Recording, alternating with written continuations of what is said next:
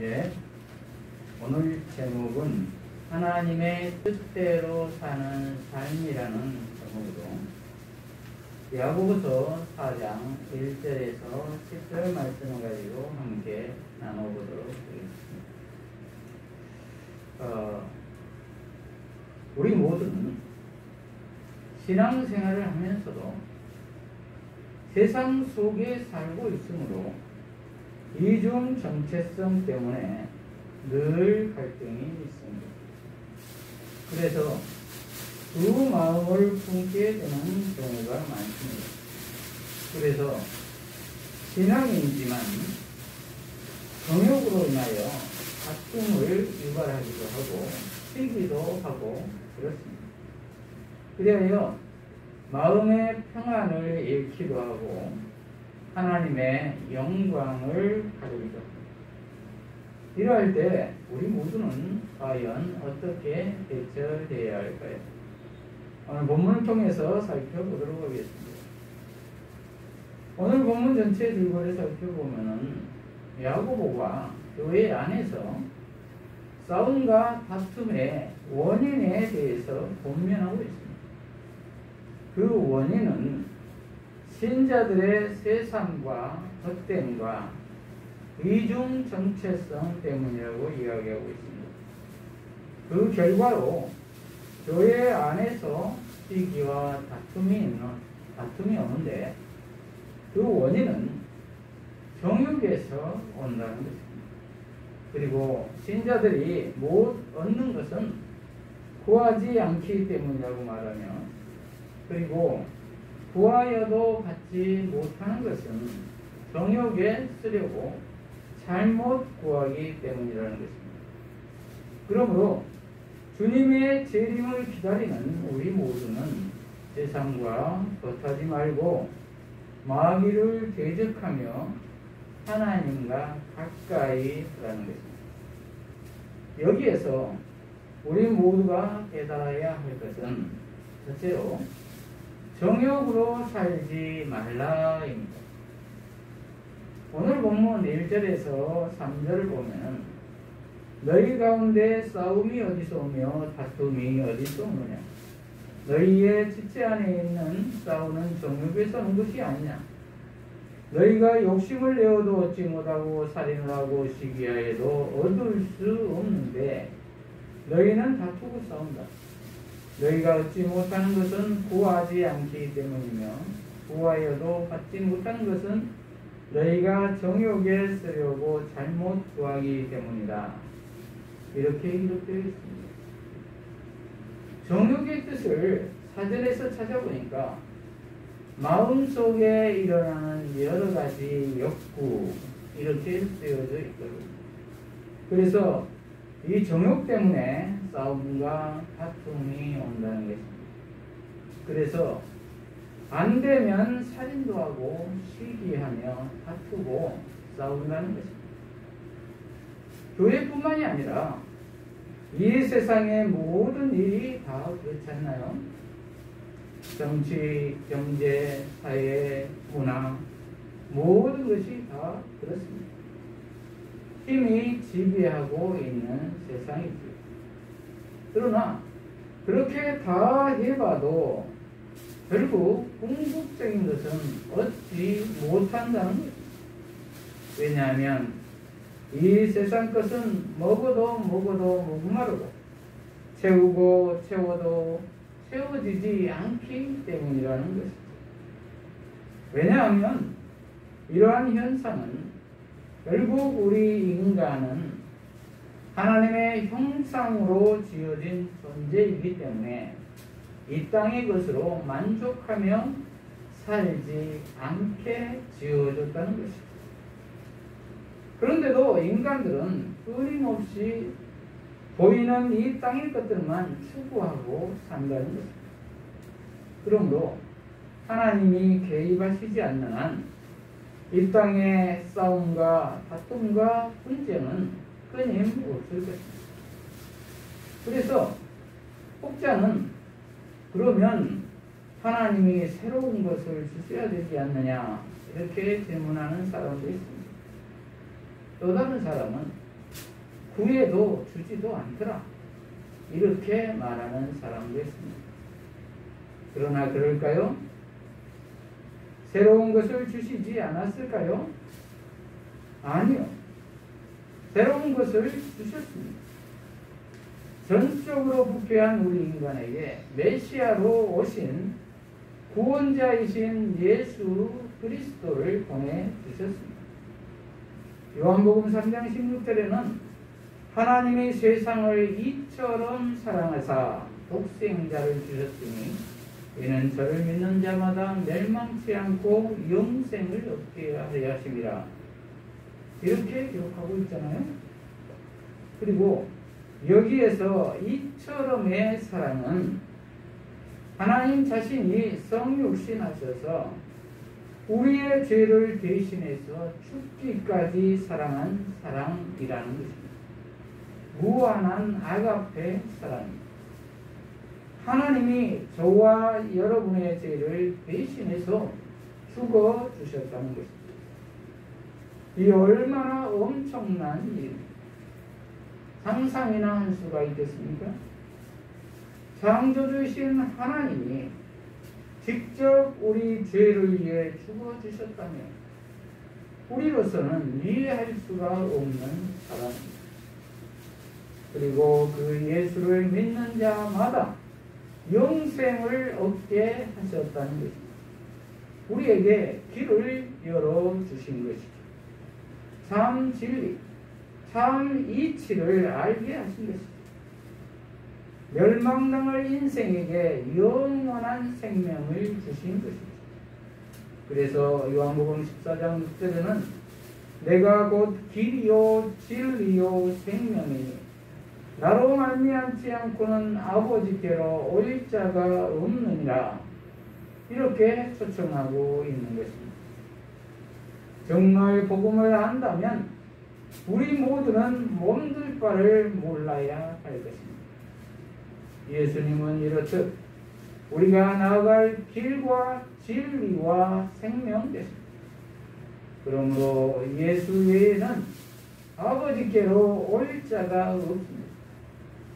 하나님께 나아볼 수 있는 다른 방법이 없다는 말입니다.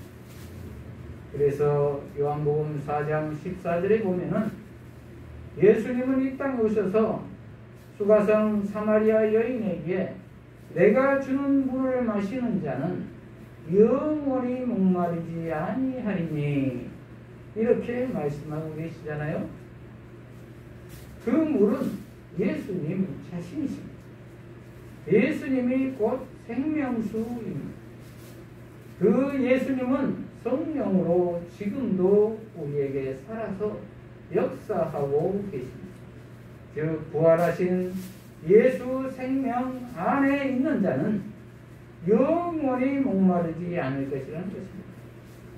그 예수님은 구약의 오십이라고 하신 메시아이며 신약에 오신 메시아이신 예수 그리스도이십니다. 이렇듯 성경 전체를 하나로 꽉 짜면 예수님입니다.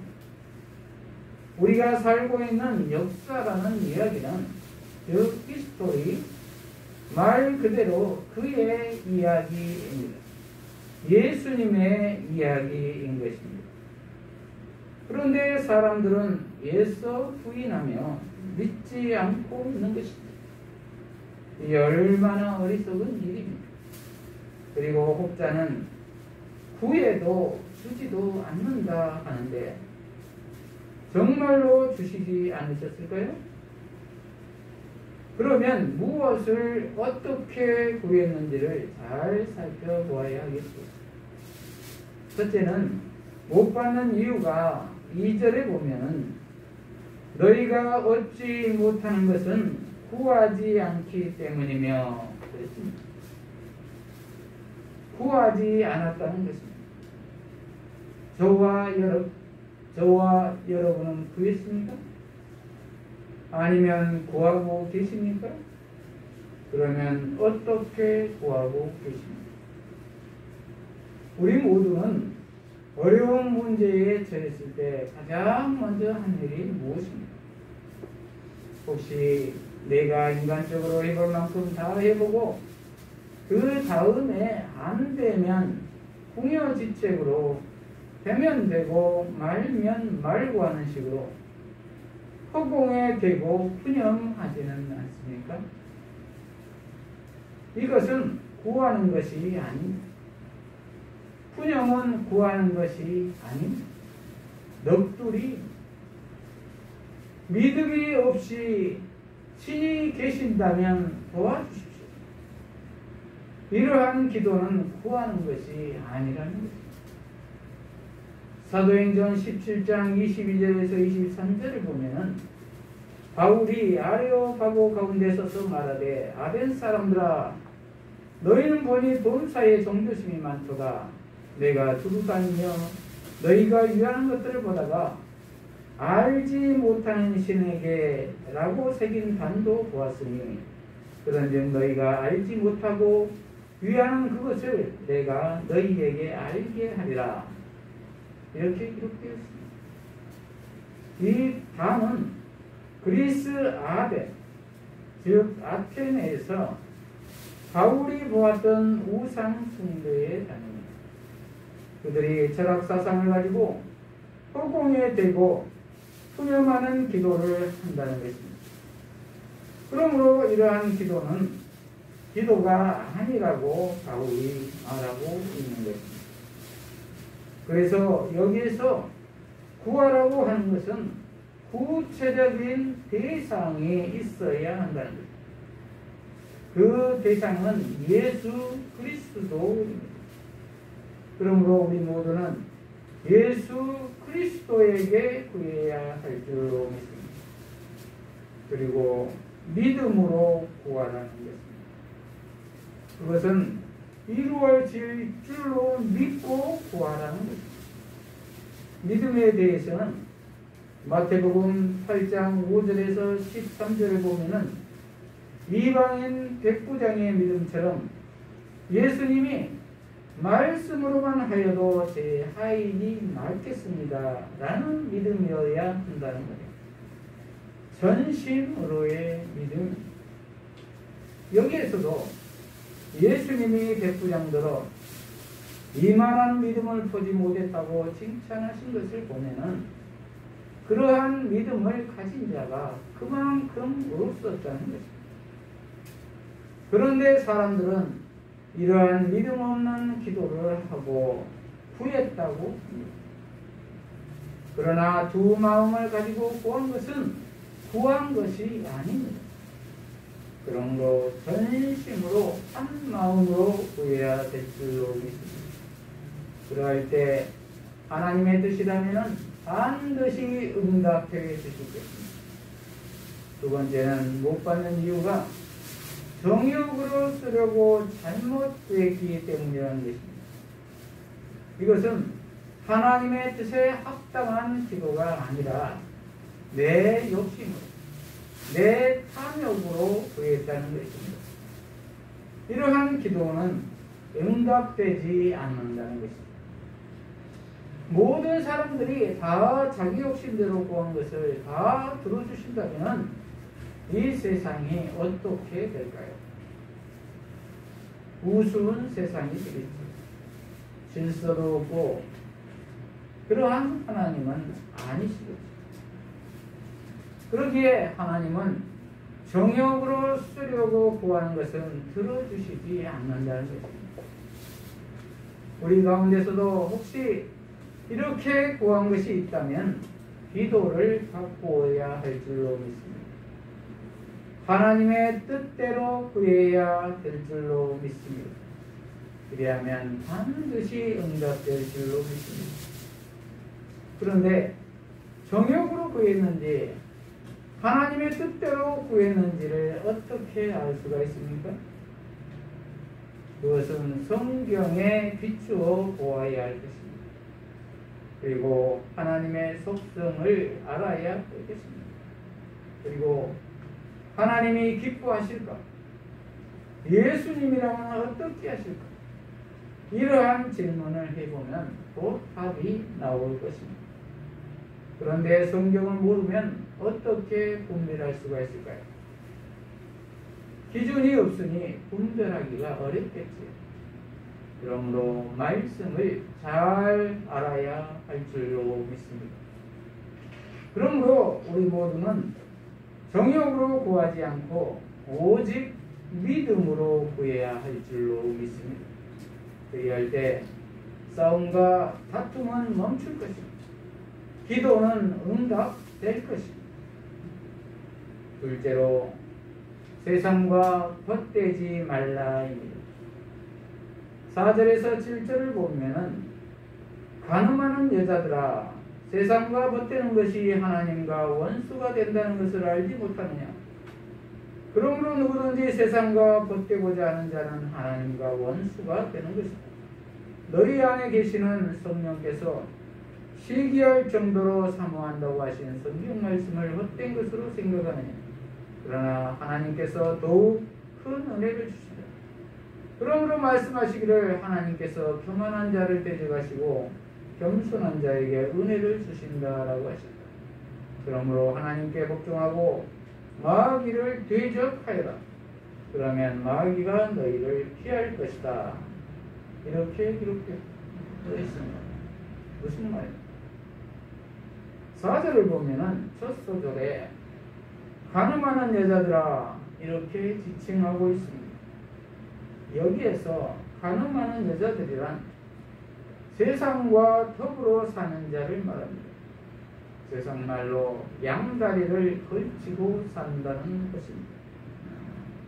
이어서 세상과 벗된 것이 하나님과 원수된다는 것을 알지 못하느냐라고 묻고 있습니다. 이 말은 반어법으로 강조하고 있습니다. 필경 원수가 된다는 것입니다. 그런데 보편적으로 우리가 생각하기에는 세상과 더불어 함께 살아야지 분리되어 살면 그것은 폐쇄적인 잘못된 삶 아니냐? 라고 반문할지도 모르겠습니다. 그런데 여기에서 세상이란 것은 하나님을 대적하는 사탄의 지배를 받고 있는 상태를 말합니다. 즉 하나님 없음으로 출발한 삶이라는 것입니다. 하나님 없음의 열매들은 이성을 중시한 인본주의, 물질주의, 즉 돈이 그 대표적입니다. 다른 것 복잡하게 생각할 것 없이 돈만 있으면 뭐든 할 수가 있다는 생각들이 그것이죠. 그래서 요즘의 우상은 만몬의 신 돈입니다. 이러한 삶을 하나님은 원수라고 말씀하신다는 것입니다. 그래서 이렇게 세상을 추종하면 자동적으로 하나님과 원수가 되는 것입니다. 그래서 5절에 보면은 하나님께서 우리 안에 거하게 하신 성령이 우리를 시기하기까지 사랑하신다 라는 성경 말씀이 아무것도 아닌 말처럼 생각되느냐라고 묻고 있는 것입니다. 즉 하나님이 시기할 정도로 사랑한 너희가 하나님과 원수가 되어서는 안 된다는 것입니다. 그래서 6절에 하나님께서 더욱 큰 은혜를 주시는데 잠언 3장 34절에는 하나님께서 교만한 자를 대적하시고 겸손한 자에게는 은혜를 주신다라고 말씀하셨다는 것입니다. 그러므로 겸손하라는 것입니다. 들으라는 것입니다. 그러면 은혜를 받을 것이다 라는 것입니다. 회복시켜 주실 것이다 라는 것입니다. 그런데 세상에 죄 있는 자들의 특징은 말을 안 듣는다는 것입니다.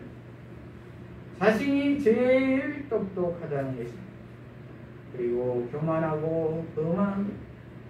오히려 예수 믿는 자들을 무시합니다.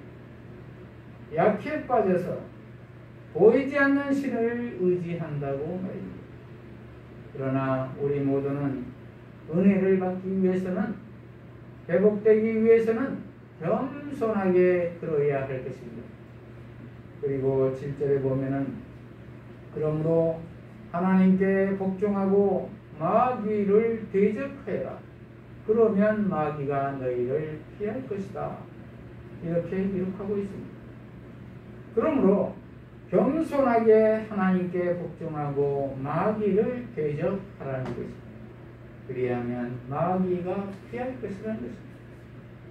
세상을 주관하고 있는 것의 배후에는 누가 있다고요? 사탄 마귀란 놈이 있습니다. 그 놈을 대적하라는 것입니다. 누구 이름으로요? 예수 이름으로 대적하라는 것입니다. 그리하면 피할 것이라는 것입니다. 예수 이름의 권세 앞에 벌벌 떠는 것이 사탄 마귀입니다. 마가복음 5장 1절에서 13절에 보면 거라사 지방에 귀신 들린 사람이 있었는데 그 사람은 무덤 사이에 거처하며 힘이 세서 아무도 쇠사슬로 낼 수가 없었습니다. 그런데 그는 예수님이 오시자 제일 먼저 알아보고 예수님 앞에 엎드립니다. 그리고 자기를 괴롭게 하지 말라고 간청합니다. 이렇게 제일 먼저 알아보는 놈이 마귀입니다. 그러나 예수님이 돼지떼에게 들어가라고 명하시자 그 사람은 온전한 정신이 되고 귀신은 돼지떼에 들어가서 돼지떼가 몰살당하는 사건이 일어납니다. 그렇습니다. 이렇듯 세상 권세가 아무리 큰 것 같아도 예수님을 이길 수가 없습니다. 돈이 아무리 이 세상 권세를 다 잡고 있는 것 같아도 예수님을 이길 수가 없다는 말입니다. 내가 끊지 못할 것 같은 세상적인 모든 안 좋은 습관들도 예수님이 들어오시면 다 이길 수 있습니다. 끊어진다는 말입니다. 그러므로 우리 모두는 세상적인 것들이 유혹할 때 예수 이름으로 과감하게 안 돼! 그만! 하며 끊어야 할 줄로 믿습니다. 예수 이름으로 대적해야 할 줄로 믿습니다. 그리할 때 마귀는 피한다는 것입니다. 떠나갈 것입니다. 그러므로 우리 모두는 이렇게 세상 것과 벗이 되는 것이 아니라 오히려 대적하여 물리치는 저와 여러분이 되시기를 바랍니다. 셋째로 하나님을 가까이 하라. 8절에서 10절까지를 보면은 그러므로 하나님을 가까이 하여라. 그러면 그분도 너희를 가까이 하실 것이다. 죄인들아 손을 깨끗이 하여라. 두 마음을 품은 자들아 마음을 성결하게 하여라. 슬퍼하고 애통해하며 울어라. 너희의 웃음을 울음으로 바꾸고 기쁨을 근심으로 바꾸라. 주님 앞에서 낮추어라. 그러면 주께서 너희를 높이실 것이다. 이렇게 기록되어 있습니다. 무슨 말입니까? 이제 마귀가 떠나갔으면 하나님과 가까이 하라는 것입니다. 그러면 하나님도 너희를 가까이 하실 것이라는 것입니다. 누가복음 11장 24절에서 26절을 보면은 마귀를 쫓아내놓고 마음을 공상태로 비워놓으면 깨끗이 청소되어 있으면 더 악한 7 귀신을 데리고 들어온다고 하지 않았습니까? 그러므로 하나님을 모셔드리고 예수님을 모셔드리고 항상 가까이 해야 한다는 말입니다. 이 말은 말씀 보는 생활과 기도 생활과 성도의 교제와 전도와 선교를 꾸준히 해야 한다는 말입니다. 즉 신앙의 균형을 잡아야 한다는 말입니다. 그럴 때 귀신은 얼씬도 하지 못할 것입니다. 그리고 이어서 죄인들아 손을 깨끗이 하고 두 마음을 품은 자들아 마음을 성결하게 하라고 합니다. 이 말은 삶 가운데서 죄를 깨끗이 씻고 그리고 두 마음을 품지 말고 마음을 성결하게 하라는 것입니다. 그리고 9절은 죄에 대해서 슬퍼하고 애통해하며 울라는 것입니다. 세상 것에 기뻐하며 다니지 말고 오히려 근심하라는 것입니다. 10절은 주님 앞에서 낮추라고 합니다. 그리하면 주님이 높이실 것이라는 것입니다. 이것이 참 지혜입니다. 그러므로 저와 여러분은 하나님을 온전히 가까이 하여야 할 줄로 믿습니다. 말씀을 마무리합니다. 저와 여러분의 정체성은 어떻습니까? 혹시 두 마음을 품고 있지는 않으십니까? 그러면 시기와 다툼은 끊임이 없을 것입니다. 그러나 한 마음을 품고 전심으로 하나님만을 바라면 시기와 다툼은 멈출 것입니다. 그러므로 우리 모두가 하나님의 뜻대로 살기 위해서는 첫째로 정욕으로 살지 말아야 할 것입니다. 둘째로 세상과 벗하지 말아야 할 것입니다. 셋째로 하나님을 가까이 하여야 할 것입니다. 이러한 우리 모두가 되어서 하나님께 영광 돌리는 삶을 사는 저와 여러분이 되시기를 축복합니다. 기도하십시오. 하나님 아버지, 오늘 하나님의 뜻대로 사는 삶에 대한 말씀을 주셔서 감사합니다. 우리 모두가 정욕을 버리게 하시고 세상과 벗하게 하지 말게 하시며 하나님을 가까이 하는 삶을 살아서 하나님께 영광 돌리는 삶을 살게 하여 주시옵소서. 예수님 이름으로 기도합니다. 아멘.